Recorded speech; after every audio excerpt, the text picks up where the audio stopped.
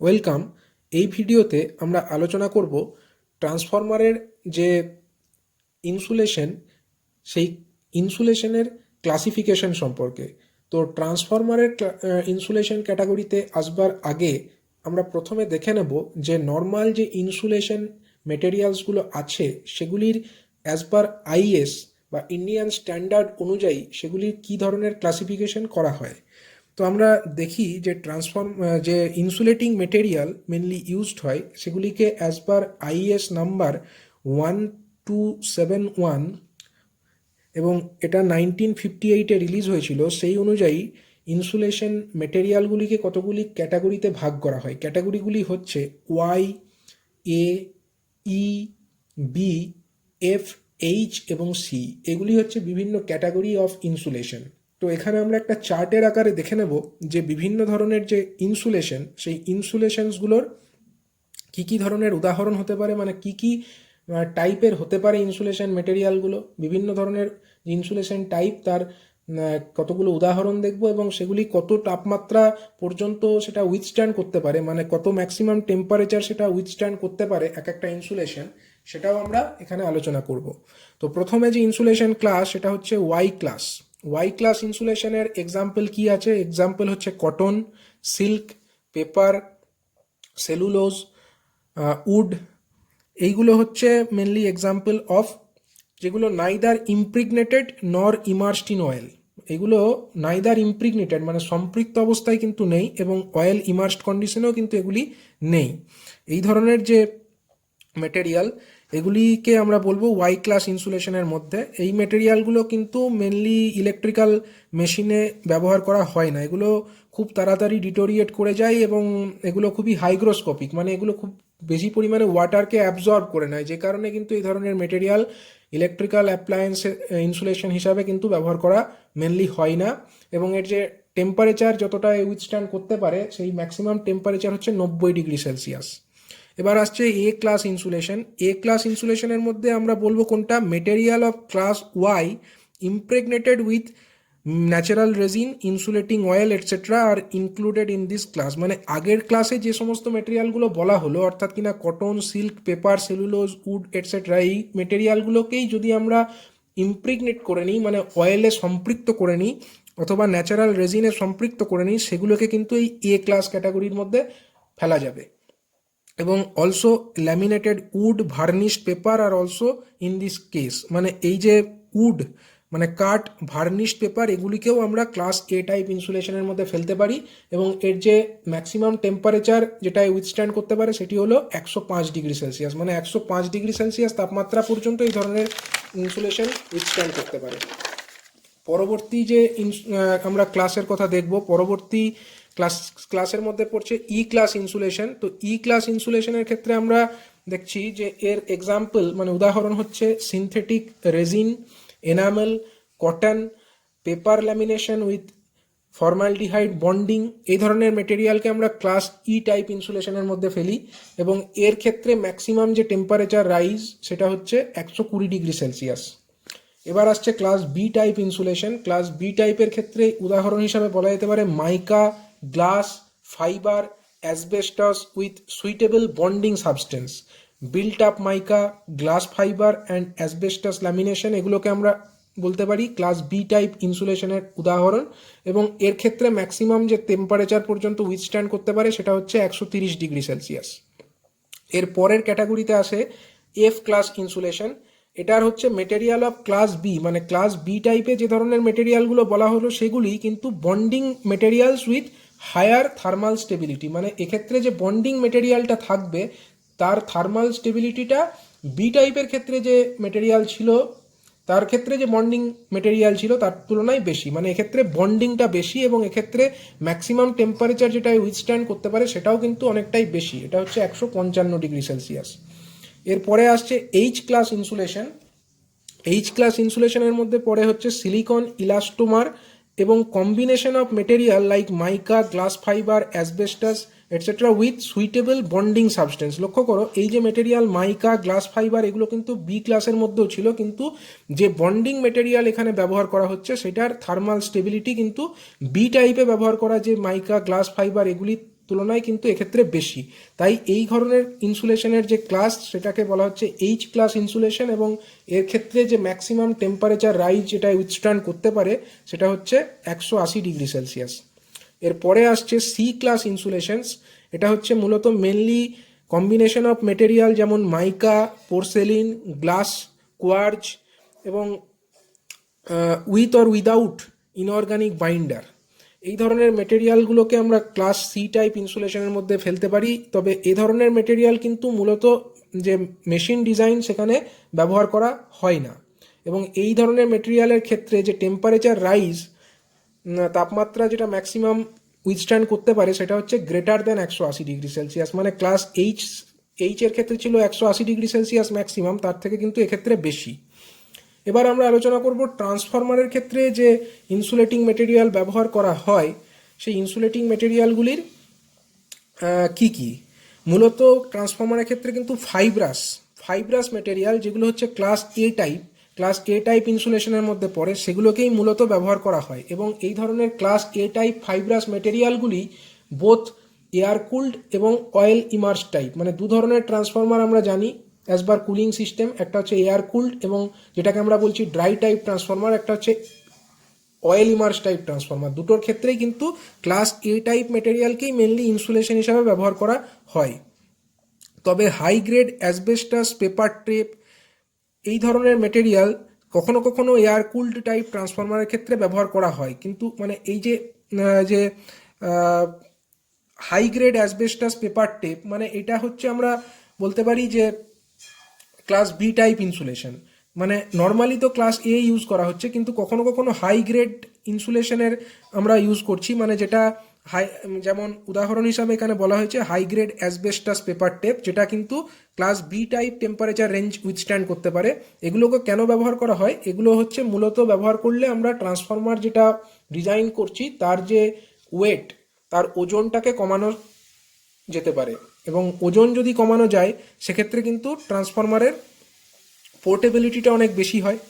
এবং যে সমস্ত অ্যাপ্লায়েন্সে পোর্টেবিলিটিটা মেন ফ্যাক্টর, যেমন পোর্টেবল ওয়েল্ডার, এবং যে সমস্ত জায়গায় যেমন এয়ারক্রাফট যেখানে ওজন কম হওয়াটা অবশ্যই বাঞ্ছনীয় ট্রান্সফরমারের, সেই সমস্ত অ্যাপ্লিকেশনে অবশ্যই ইনসুলেশনের যে ক্লাস সেটাকে অনেক হাই রেটিংয়ের ব্যবহার করতে হয়, কারণ সেক্ষেত্রে ট্রান্সফরমারের যে ওয়েট সেটাকে কম করাটা আমাদের মেন প্রায়োরিটির মধ্যে থাকে।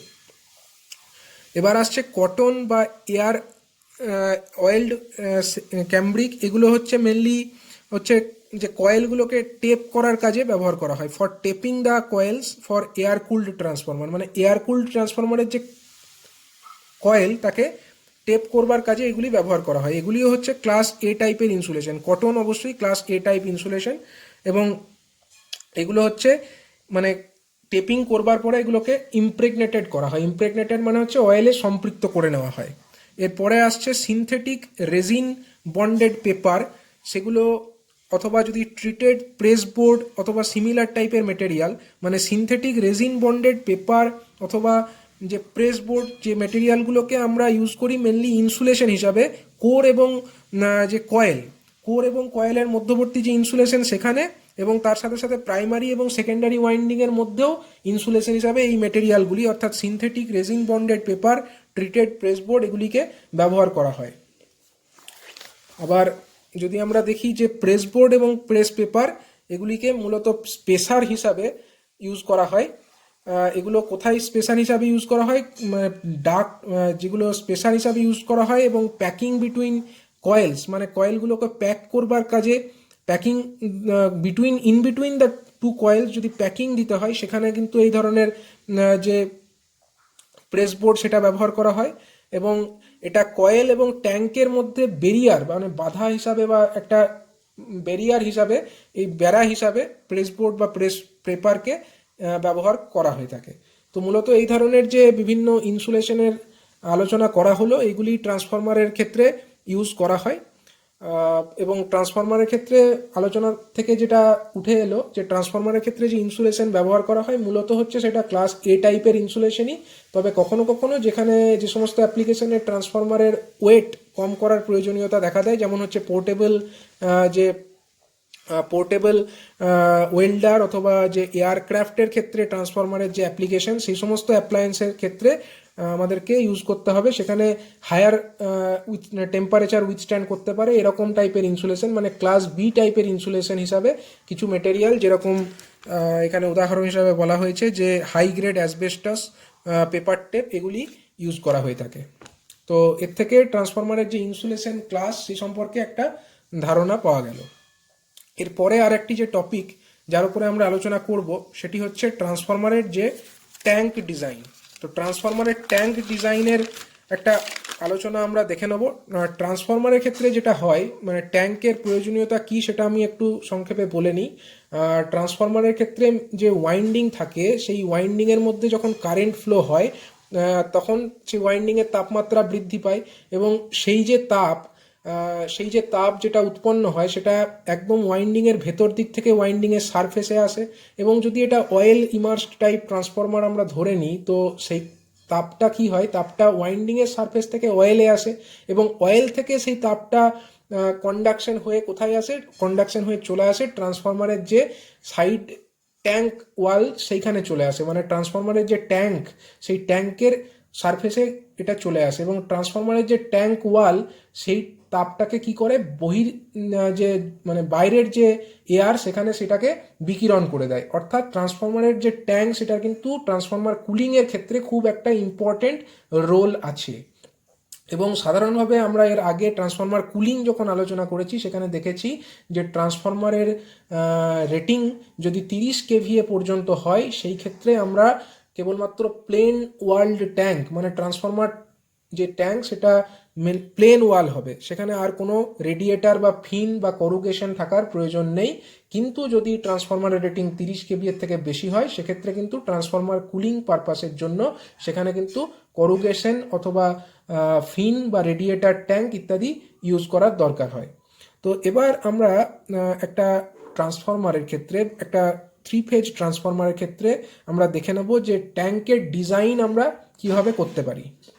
তো এক্ষেত্রে আমরা একটা ফ্রন্ট ভিউ দেখছি। ফ্রন্ট ভিউ আমরা একটা উপরের যে চিত্র দেখতে পাচ্ছ, এখানে আমরা ট্রান্সফরমারের ট্যাঙ্ক এবং ট্রান্সফরমারের যে কোর, তার আমরা একটা ফ্রন্ট ভিউ দেখছি, এবং এখান থেকে আমরা দেখছি তার টপ ভিউ।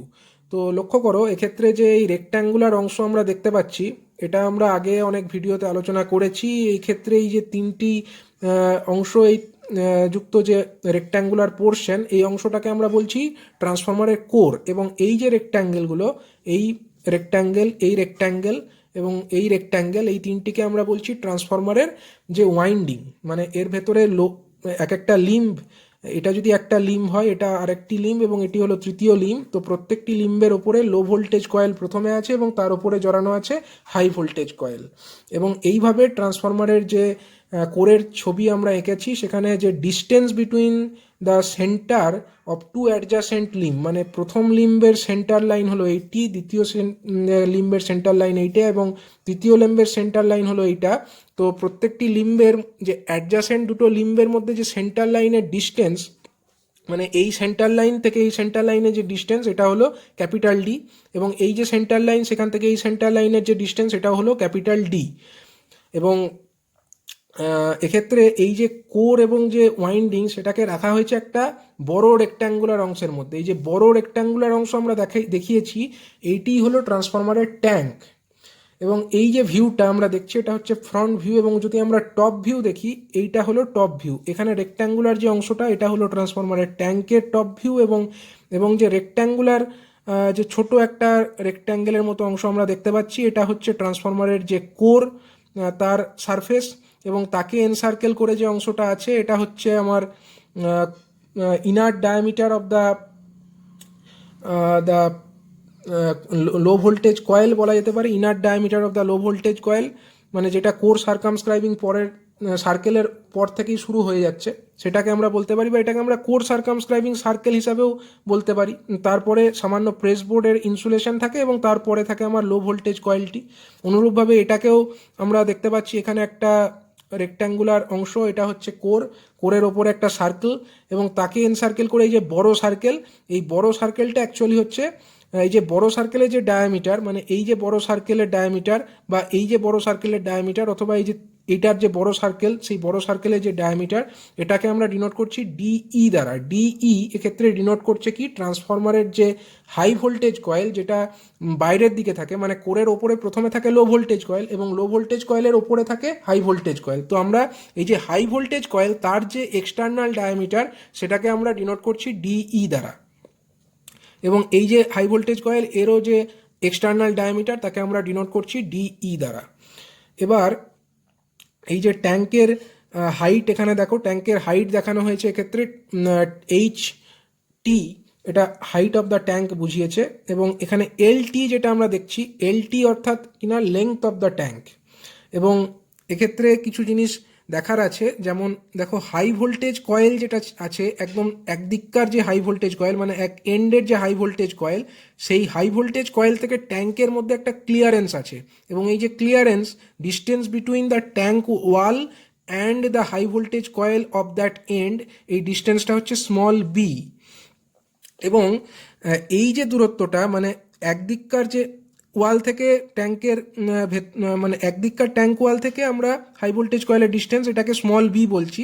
অনুরূপভাবে এই দিককার যে ট্যাঙ্ক ওয়াল, এই ওয়াল থেকে হাই ভোল্টেজ কয়েলের যে ডিস্টেন্স, সেটাকে আমরা বলছি কিন্তু স্মল এল। এটা হচ্ছে মানে সাইড, এটা হচ্ছে সাইড অন ইচ সাইডে যে ক্লিয়ারেন্স থাকতে হবে ওয়াইন্ডিং এবং ট্যাঙ্কের মধ্যে অ্যালং দ্য উইডথ, এটাকে আমরা স্মল এল বলছি। এবং এই যে ডিস্টেন্স, এই ডিস্টেন্সটা অবশ্যই হচ্ছে যে হাই ভোল্টেজ কয়েলের যে এক্সটার্নাল ডায়ামিটার তার সঙ্গে সেম হবে, কারণ এটাও একটা সার্কেল, সার্কেলের তো যেদিক থেকেই দেখি ডায়ামিটার একই, তাহলে এই ডায়ামিটারটা যদি ডিই হয়, তাহলে এইটাও ডিই হবে, তাহলে এইখান থেকে এই অংশটুকুর লেংথ হচ্ছে ডিই। এবং অনুরূপভাবে এই যে ট্যাঙ্কের ওয়াল, সেখান থেকে এই হাই ভোল্টেজ কয়েলের যে ক্লিয়ারেন্স, সেটা হচ্ছে এল। তাহলে এইভাবে যদি আমাদেরকে এবার ট্যাঙ্কের ডাইমেনশন নির্ণয় করতে হয়, তাহলে আমরা ডাইমেনশন বলতে প্রথমে লিখব ট্যাঙ্কের যে width of the tank. Width of the tank, তাকে আমরা ডিনোট করছি কি দিয়ে, ডাব্লিউ টি দিয়ে। ডাব্লিউ টি অর্থাৎ এইখানে যে উইডথ অফ দ্য ট্যাঙ্ক, এটাকে আমরা ডিনোট করছি ডাব্লিউ টি দিয়ে। তো আমরা এই যে ডাব্লিউ টি, সেটা সমান লিখছি কি, 2 into capital D plus DE plus 2b। এটা আমরা কিভাবে লিখলাম, এটাকে আমরা লিখছি, লক্ষ্য করো, এখান থেকে এই যে সেন্টার লাইন, এই যে সেন্টার লাইন আমরা দেখতে পাচ্ছি, এই যে সেন্টার লাইন এবং এই যে সেন্টার লাইন, দুটি সেন্টার লাইনের মধ্যে ডিস্টেন্স হচ্ছে ডি। এবং এইখান থেকে এইটুকুটা হচ্ছে ক্যাপিটাল ডি প্লাস এইখান থেকে এইটুকুটা হচ্ছে ক্যাপিটাল ডি। এবার এইখান থেকে যে এইটুকু অংশ সমান আমরা কি বলতে পারি, এই যে ডিস্টেন্স এখান থেকে এই পর্যন্ত, এটা কি, এটা হচ্ছে actually external diameter of the আমার হাই ভোল্টেজ কয়েল, মানে এইখান থেকে এই ডিস্টেন্সটা, এটা হচ্ছে আমার ডিই। তাহলে এই যে সেন্টার লাইন থেকে যদি আমরা হিসাব করি, তাহলে সেন্টার লাইন থেকে এই একটা এন্ড পর্যন্ত ডিস্টেন্স, এটা কত হবে, ডিই বাই 2। অর্থাৎ এই থেকে এই পর্যন্ত যে ডিস্টেন্স, এটাকে আমরা বলতে পারি ডিই বাই 2।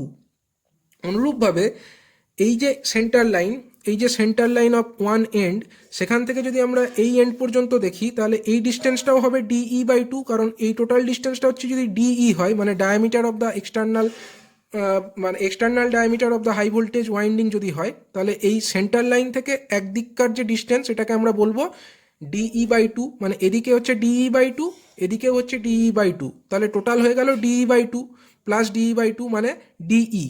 তাহলে এখানে আমার ডিস্টেন্স হয়ে গেল 2d প্লাস ডিই, প্লাস বাকি থাকলো কতটুকু অংশ, এইখান থেকে এইটুকু অংশ প্লাস এখান থেকে এইটুকু অংশ। এবং আমরা যে টপ ভিউ এঁকেছি সেখান থেকে এটা ক্লিয়ার, এইখান থেকে এইটুকু ডিস্টেন্স মানেই হচ্ছে এখান থেকে এইটুকু ডিস্টেন্স, এই ডিস্টেন্সটা হচ্ছে স্মল বি। অনুরূপভাবে এইখান থেকে এইটুকু যে ডিস্টেন্স, এটাও হবে স্মল বি, মানে এই ডিস্টেন্সটাও হবে স্মল বি। তার মানে এদিককার স্মল বি এবং এদিককার স্মল বি মিলে হচ্ছে 2 ইন্টু স্মল বি।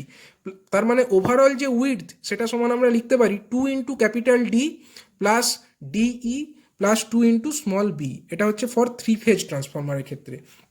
এবার যদি সিঙ্গেল ফেজ ট্রান্সফরমার হতো, সিঙ্গেল ফেজ ট্রান্সফরমারের চিত্রটা এখানে আঁকা হয়নি, সিঙ্গেল ফেজ ট্রান্সফরমারের ক্ষেত্রে অনুরূপভাবে আমরা কি পেতাম, সিঙ্গেল ফেজের ক্ষেত্রে এই যে সাইডটা মানে আমি যে জায়গাটা চাপা দিয়েছি সেই যে লিম্ব সেটা থাকতো না।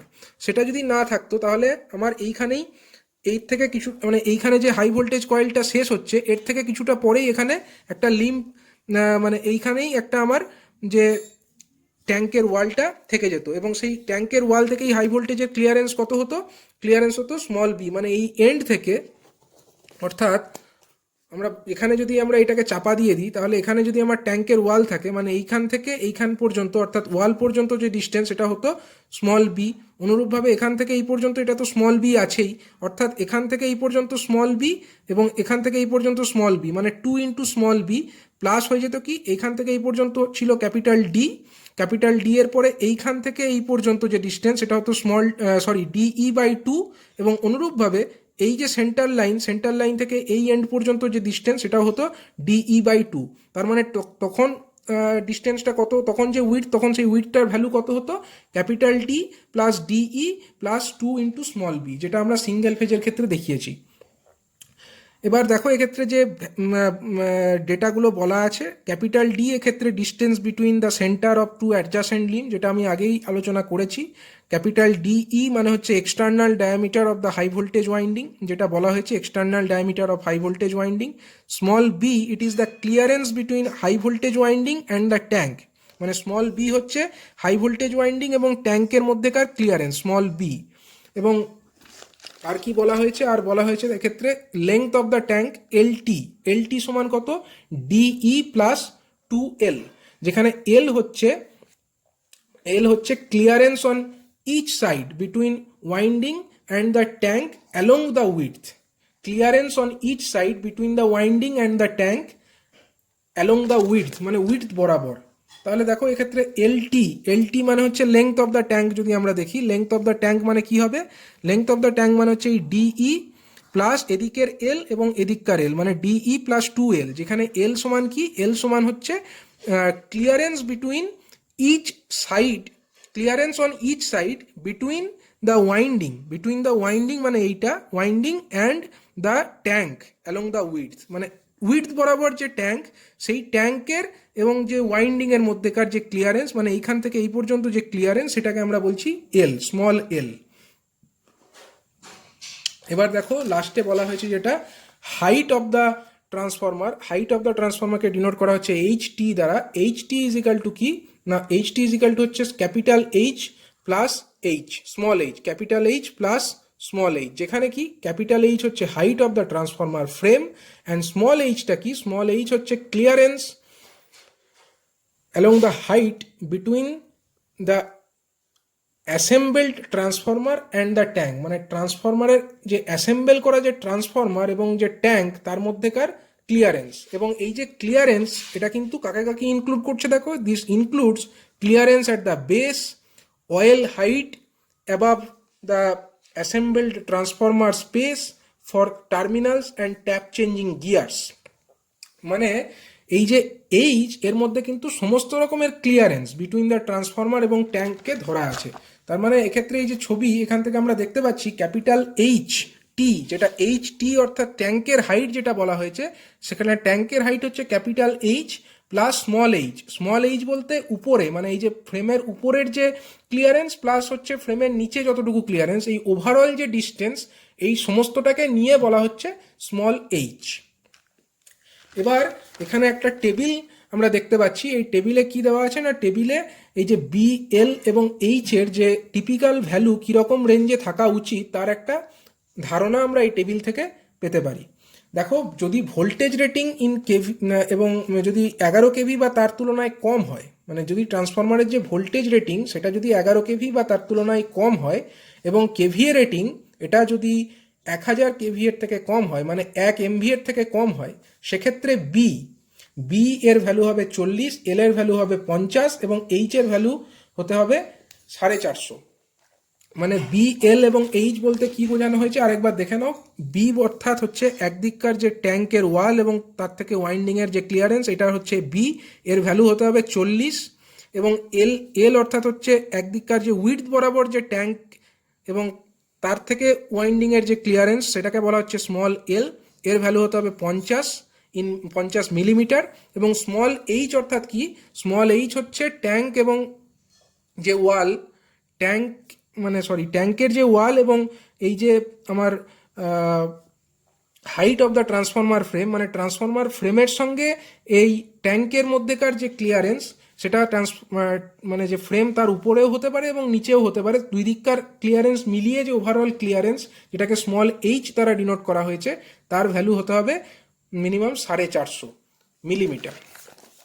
এটা হচ্ছে যদি 11 কেভির কম রেটিংয়ের ট্রান্সফরমার হয় এবং কেভিএ রেটিং যদি 1000 কেভিএর থেকে কম হয়। এবার 11 কেভির থেকে কম রেটিংযুক্ত ট্রান্সফরমার, কিন্তু যদি কেভিএ রেটিং 1000 থেকে 5000 কেভিএ মানে 1 এমভিএ থেকে 5 এমভিএ রেটিং পর্যন্ত হয়, সেক্ষেত্রে বি এর ভ্যালু 70, এল এর ভ্যালু 90 এবং এইচ এর ভ্যালু 420 মিলিমিটার মিনিমাম হতে হবে। এরপরে যদি আমরা দেখি voltage rating above 11 KV and up to 33 KV, এই রেটিংয়ের মধ্যেকার যদি ট্রান্সফরমার হয়, তার ক্ষেত্রে যদি কেভিএ রেটিং 1000 কেভিএর থেকে কম হয়, সেক্ষেত্রে বি এর ভ্যালু 75 মিলিমিটার হতে হবে, এল এর ভ্যালু মিনিমাম 100 মিলিমিটার হতে হবে এবং এইচ এর ভ্যালু মিনিমাম 550 মিলিমিটার হতে হবে। এবং এই 11 কেভি থেকে বেশি 33 কেভির থেকে কম রেটিংযুক্ত ট্রান্সফরমার, তার ক্ষেত্রে যদি কেভিএ রেটিংটা 1 এমভিএ থেকে 5 এমভিএ এই রেঞ্জের মধ্যে থাকে, সেক্ষেত্রে বি এর ভ্যালু মিনিমাম 85 মিলিমিটার, এল এর ভ্যালু মিনিমাম 125 মিলিমিটার এবং এইচ এর ভ্যালু 550 মিলিমিটার হতে হবে। অর্থাৎ আমরা ট্রান্সফরমার ডিজাইন কমপ্লিট হয়ে যাওয়ার পরে আমরা দেখব হিসাব করে যে এই ক্লিয়ারেন্সগুলো প্রপার রেঞ্জের মধ্যে আছে কিনা। যদি প্রপার রেঞ্জের মধ্যে না থাকে, সেক্ষেত্রে কিন্তু আমাদেরকে আবার শুরু থেকে ডিজাইনটা মডিফাই করতে হবে। সুতরাং এই গাইডলাইনগুলো, যে গাইডলাইন এই ছকের আকারে দেওয়া আছে, ট্রান্সফরমার ডিজাইন করতে গিয়ে এগুলোকে মেনে চলাটা কিন্তু অবশ্যই জরুরি।